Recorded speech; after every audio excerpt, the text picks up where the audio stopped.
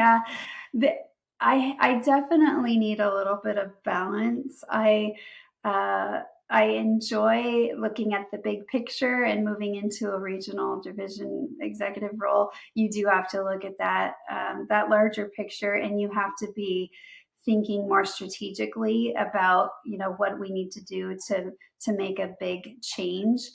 Um, but I definitely miss the like day-to-day stuff. So I really enjoy it when the team reaches out with a question or an issue, and they're like, "Gosh, I've just tried, everything. What else could we possibly do?" And if I don't know the answer, a lot of times I do know somebody that they have gone through a similar issue that I can point them in that direction. And so it's